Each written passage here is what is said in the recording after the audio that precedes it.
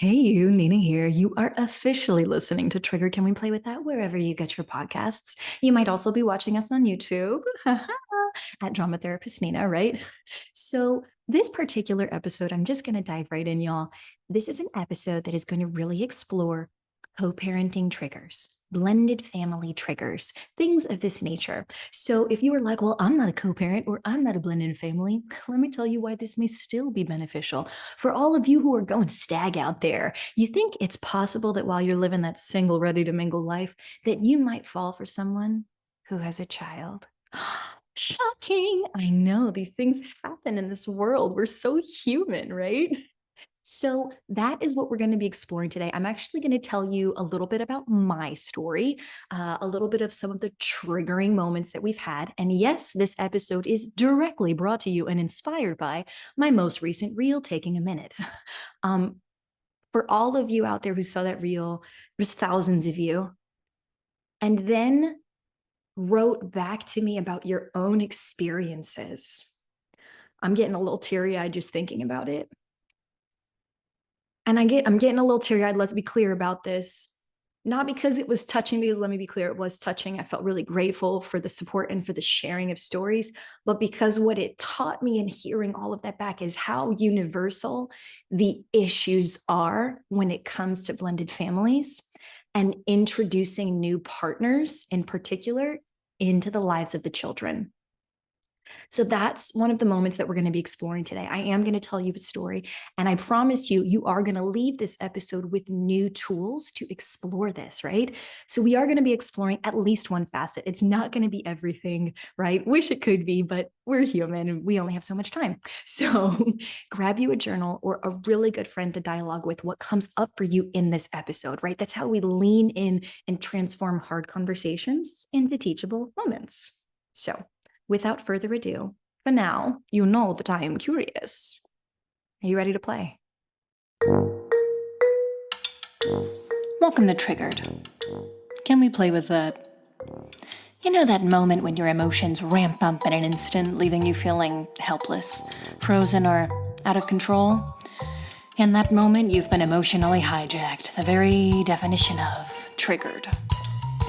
And I want to ask you, can we play with that? I'm Nina L. Garcia, drama therapist and empowerment coach of Houston Creative Arts Therapy. Join me as we discover ways to empower you and the people who mean the most to you to transform hard conversations into teachable moments. Triggered. Real playful. Real respectful. Real empowered.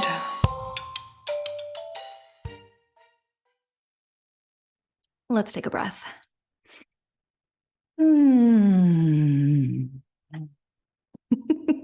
For those of you who are listening, you might be able to hear the jingle jangle of my holiday earrings. But if not, that's okay too. Here we go. Welcome to the story time part of this episode.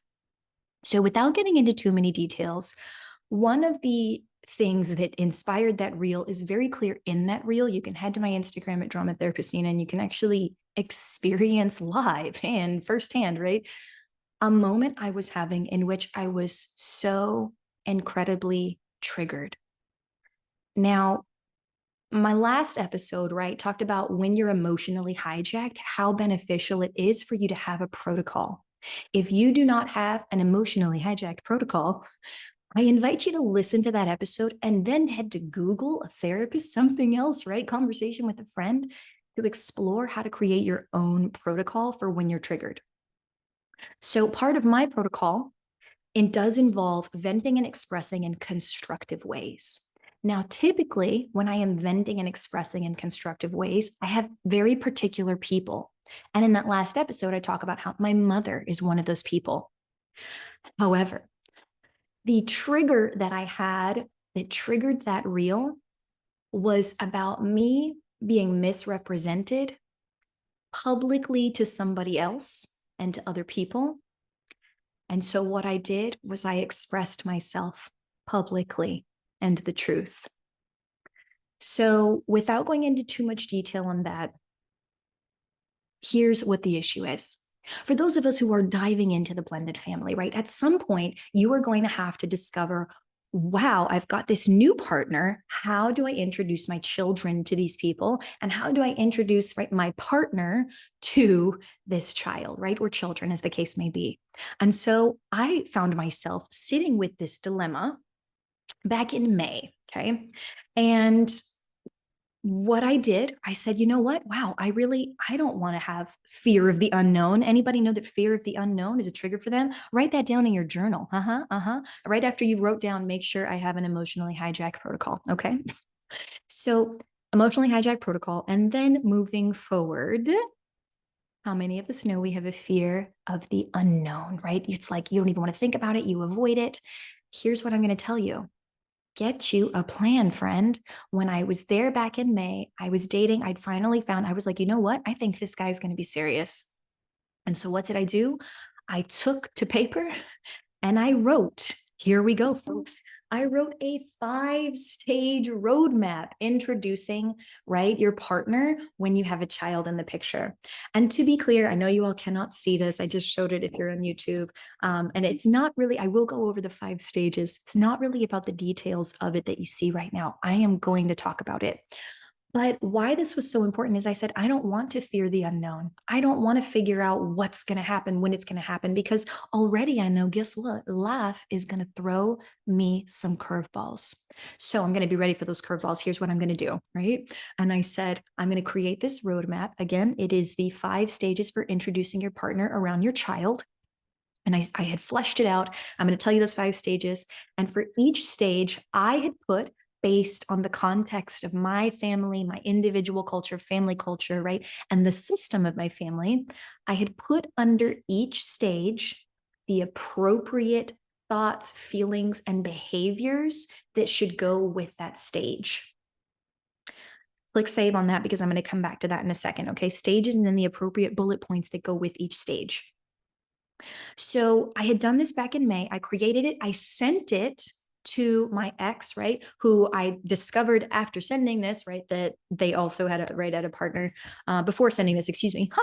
Just so we're making sure we're on the same page here, that they had one. And so I was like, you know what? Let's make sure we're all on the same page. And, he asked me some questions about it. And he said his partner was there at the same time. So I know that she'd gotten a look at it. And I was like, fantastic. We're all on the same page. And he was like, makes sense. And I was like, check, print, done. Right. And I pretty much said it and I forgot it, right? Set and forget. And so we move forward. Time passes on. Lots of things are happening, right? And then what happens is this reel hits, right? So we're in what, November now? This reel hits based on, right, the story that comes out that the roadmap wasn't followed. And not only was the roadmap not followed, so I wasn't told things, right? And you're going to understand why this is so important in a second.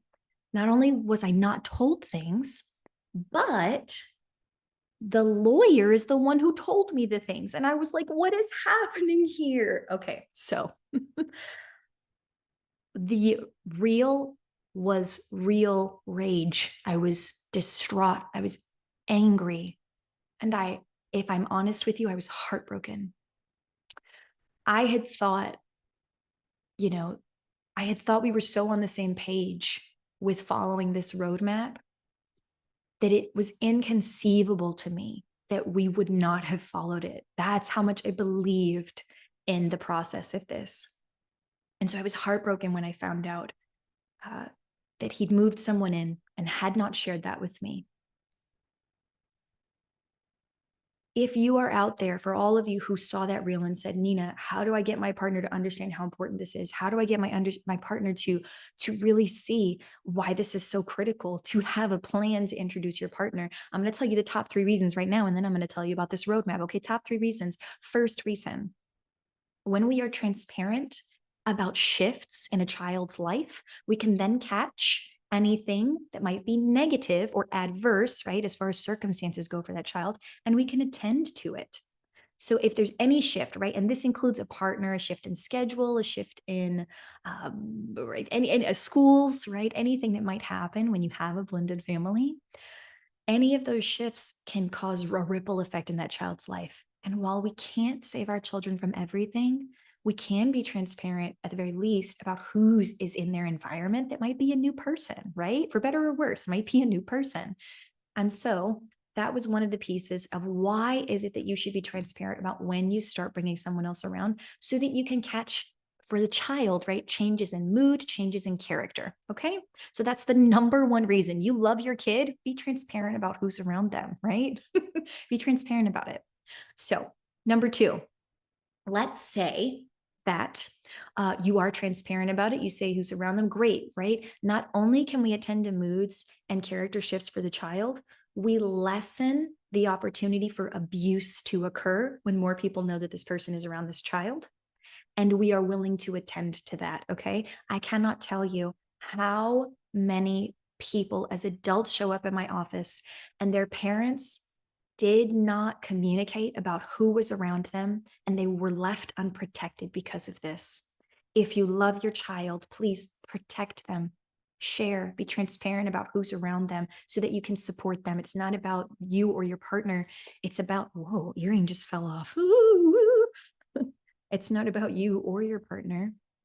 It's about the child. Okay.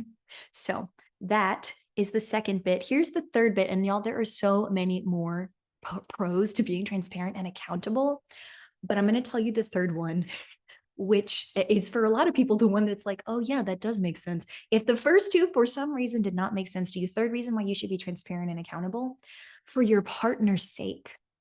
Do you know how many stepmothers I have seen in my office privately, right, as their therapist, or even on the street, actually, since I have started talking openly about my divorce process? How many stepmothers I have heard, if only their partner had been transparent and honest with the mother and had honored that relationship and shown that respect, that they could have had a more effective and beneficial relationship as a part of the system.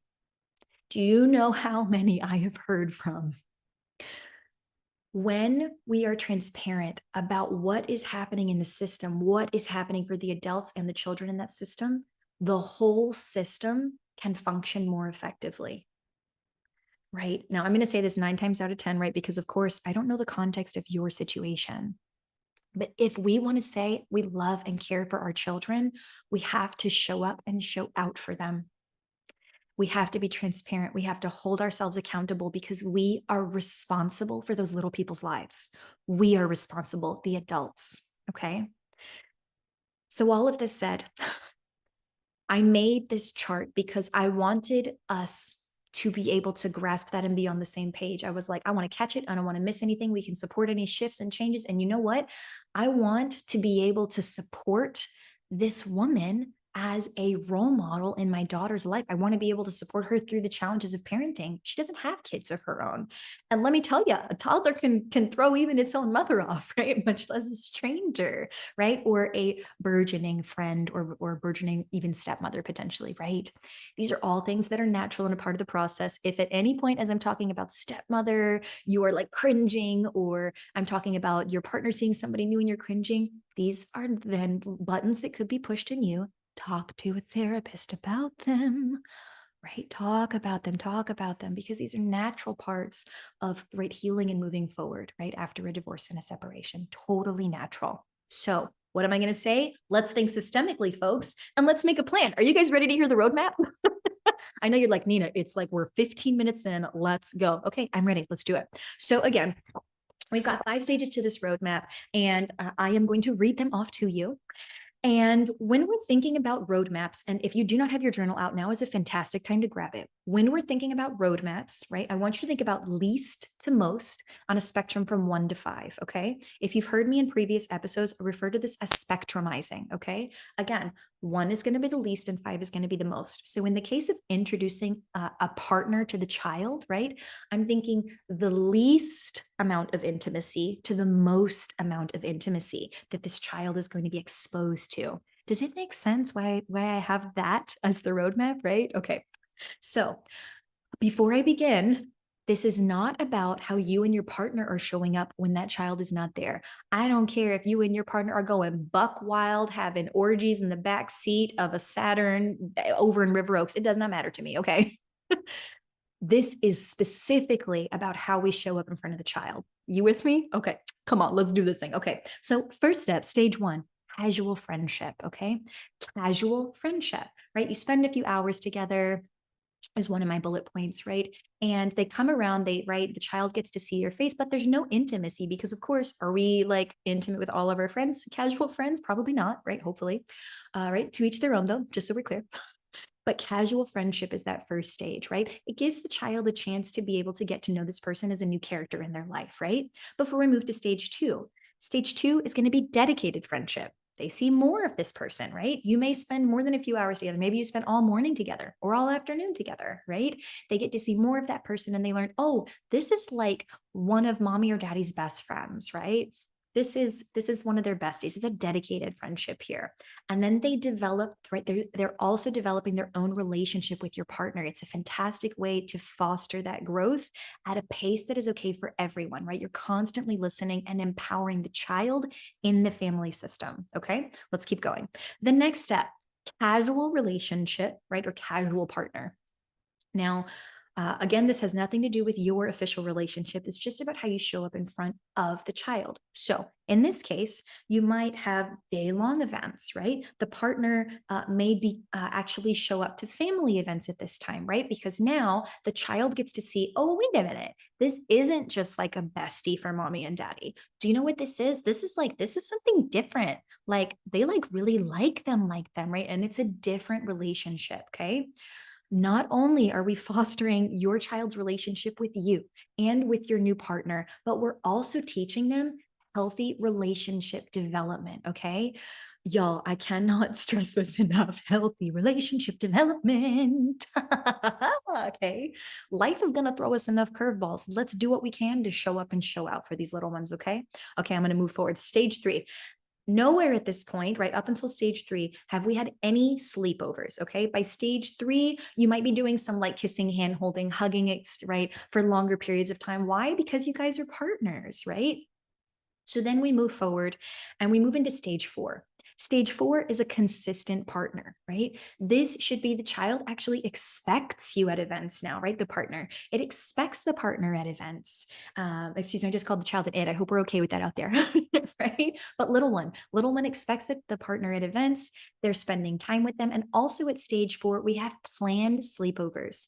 Now I want to like really like highlight that phrase, planned sleepovers. Because when we think about getting to stage four, and this is exciting, right? If you and your partner made it to stage four, congratulations, right? We're hopefully role modeling healthy relationships for the child. And this is also where you get to say, hey, this is a planned sleepover. We know what time it's going to happen. The child knows it's going to happen. It's not an impromptu thing, right? And also the whole system knows it's going to happen, right? We tell grandma and grandpa, we tell the mom, right? Or dad, right? Whoever the other co-parent is, we tell them, right? And it becomes this thing of we're doing a planned sleepover and it's planned, right? Remember those 3 points that I told you on why we want to be transparent about these things? We want people to have the opportunity to catch things that may be missed while we're trying to move forward with the partner. We want the ability to still focus on the child, even through the exciting times of moving forward and growing relationally and intimately. Okay. So, stage four, we do those planned sleepovers. And then, if you get to move past that to stage five, here is a whopping congratulations to you because you've officially made it to dedicated partner. Stage five, dedicated partners, they're moving into the home at this point. You guys have planned sleepovers, right? This is a regular thing. The child expects them. The child knows that this is your, right? This is your dedicated partner. They're a part of the family now. And in an ideal situation, right? The whole family gets to be in on this. So now that we've gone through all five stages, and I hope that this has been helpful, and I hope you get to understand a little bit of why, uh, for what inspired this episode, right? Why this can be so triggering when we don't let somebody in who's in the system, right? We can't cut your co parent out of the system. Now, barring that they're unsafe or harmful to the child, right? I want to be really clear. I want us to imagine that both parents actually really love this child, right? Which is the case for me and my co parent. We love our little one, right? We do. We love our little one. We've had some serious communication issues, right? Around it, though. And so when we think about this roadmap, and I'm going to go over the five stages again, I offer this to you as an offering on the table. You can take it and run with it. You can throw it in the trash. You can shift it. And I want you to make it yours. So when I say these 5 stages again, so you can write them down and click save if you'd like, I hope that you will put your own bullet points underneath each title or even change the titles for what's appropriate for you and your family. I hope that this episode spurs conversation between you and your partner because even if, and I'm going to say this as the truth, even if a rupture has occurred and transparency hasn't happened and accountability hasn't been given or received, even if those things have happened, a repair is still possible, but everybody's got to want that repair. Everybody's got to want that repair. So while this is not an episode on rupture and repair, right? I want to go over these 5 stages of the roadmap again. Here we are. Are you ready? 3. Give me a 2. Give me a 1. Okay, let's do it. Stage 1. Casual friendship. Casual friendship. Stage 2. Dedicated friendship. Dedicated friendship. Stage 3. Casual relationship or casual partner. Casual relationship / partner. Okay. Stage 4, consistent partner, a consistent partner. And stage 5 is a dedicated partner. That is your dedicated partner. Again, this is not you and your relationship with your partner. This is just about how you show up in front of that child. I am a big thinker and believer and lifestyle liver of empowering the whole system. When we empower the whole system, we acknowledge the multiple truths that are present and we acknowledge that we're thinking long term. We're trying to figure out how to build bridges between all of those multiple truths. And we're saying, one truth is not better or worse than the other, they're just different. So, how do we get all truths to coexist and feel celebrated in their own way, shape, and form? Yeah. Yeah. So, again, for all of you out there who wrote to me after that reel or who requested this specific episode and who this episode speaks to, thank you so much for listening. We are officially at the end of the episode. That is what I planned for you all today, folks. Thank you so much for taking a listen and leaning into those triggers, right? Human to human, these hard conversations. I so believe that it is critically important to transform them into teachable moments. Let's build some bridges, y'all. If this episode has been helpful for you, I hope that you will share it. That is what I hope, that you will share it and that we get this dialogue going. This is a common issue between people. And if we have the courage to show up and show out as parents for our little people, then we can potentially lay the foundation for a more courageous world for that little one. A safer, more transparent, more accepting and accountable world for them to shine in. So, this is Nina signing off, signing out. Thank you so much for sharing and exploring, and otherwise, stay curious.